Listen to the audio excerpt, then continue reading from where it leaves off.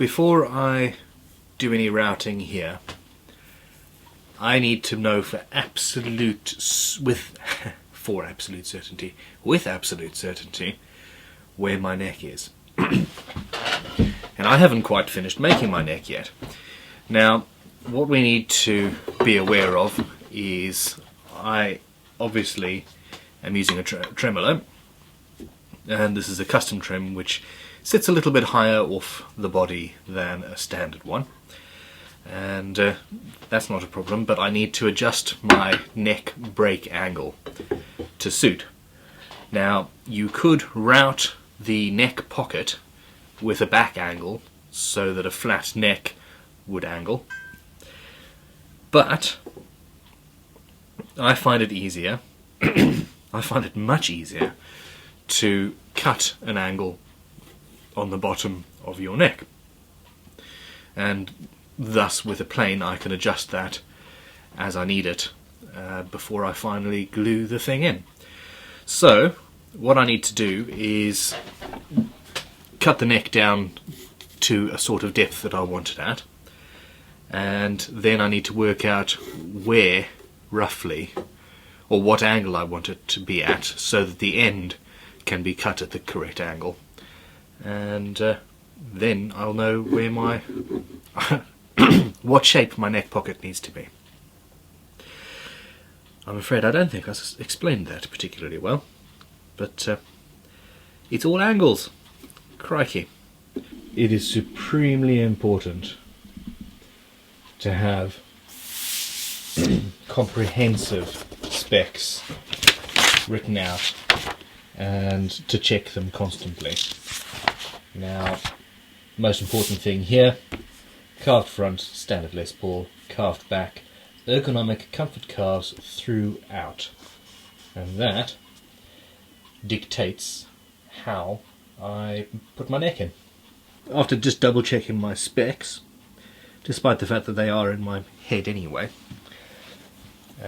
I know what I'm doing. I'm doing heavy carves on the back, and I want as much access as possible and a neck, a comfort carve on the neck. Now the body is 48mm deep. I want to leave 20mm or so for my carving. Therefore, the numerical dyslexia kicks in. 48 minus 20 is easy, 28mm. Therefore,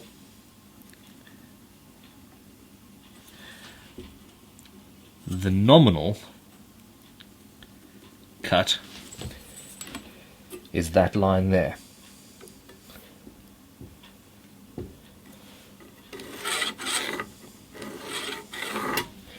However, I do want also to angle the neck back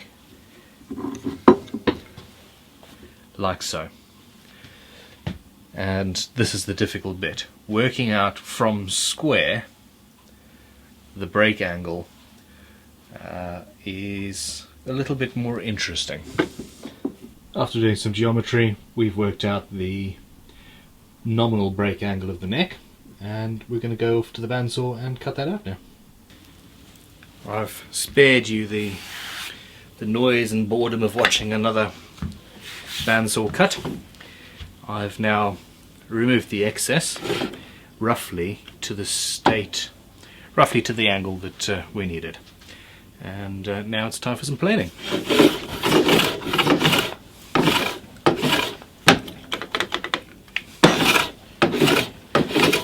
This is my number 4.5, which used to be my favourite.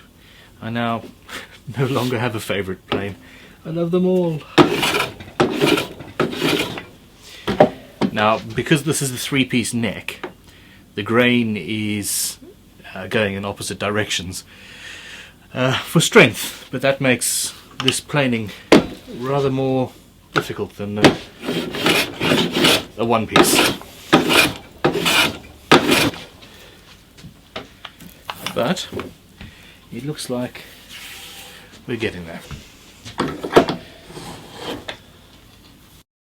Having planed that square and down to the right angle, I need to chop the end off here, and the reason it's left to this point is because it needs to be square with that bottom surface, so that as I route the neck cavity down, it is square to the top, which will then be carved.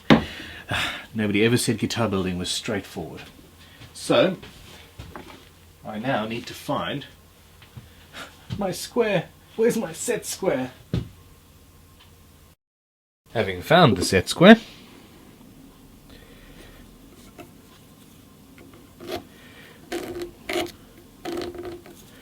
we knock that off. Now I want a small lip of fretboard to go over the edge of the cavity just to make it look cleaner, and that will be routed away shortly. Throughout the entire process of creating a guitar, if you're building it by hand at least, you have to sharpen your tools.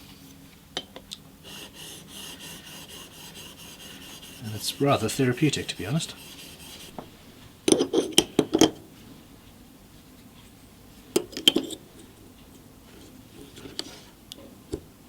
Now that my gorgeous little number 1 plane is sharp again,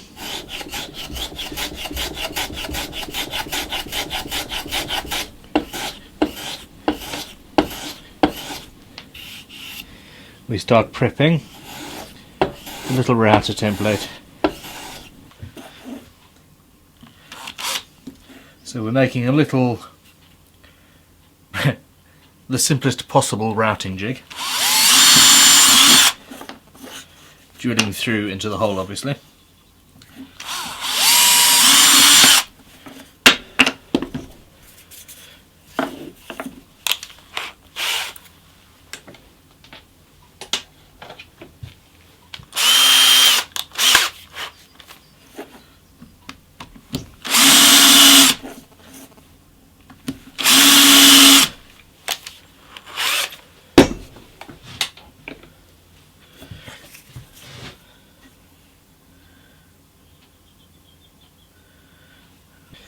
Lining it up exactly where I need it to go.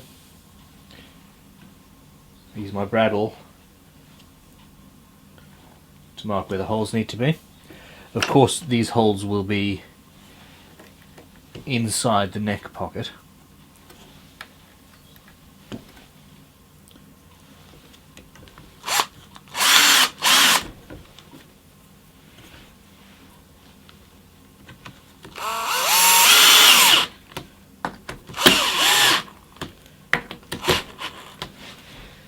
And that there is nigh on perfect. So I'm going to be playing on my modified pin router. Playing is the correct word. Tools, toys to me. Now, this has got a bearing cutter mounted in the little router, and I need to set the height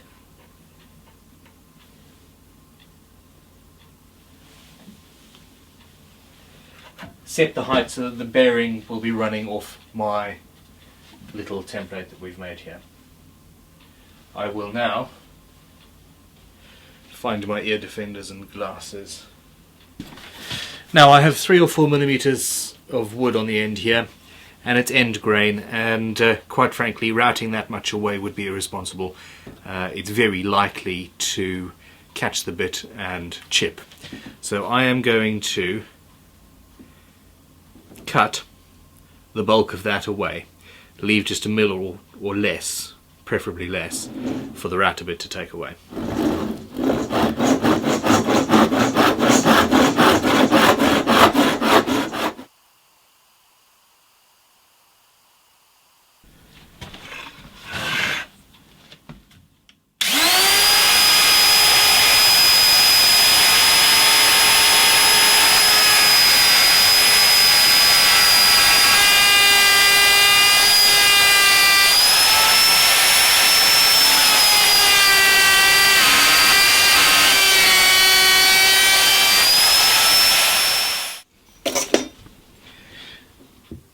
Now, use my centre line, bring the end of the neck, or the new end of the neck now, up to where it is supposed to be, and I obviously find myself in need of a centre line.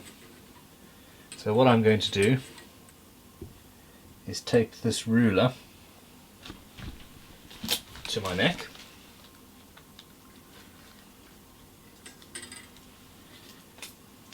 and it is currently lined up bang down the middle,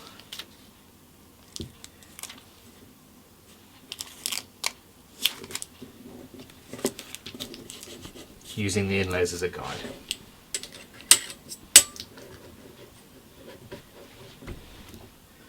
And with that, and that, I'm 1 millimetre off.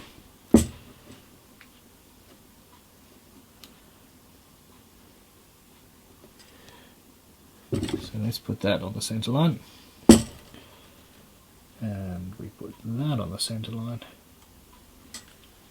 and where it stops moving we have our neck position. Now, for the most precise marking out, nothing beats a sharp blade.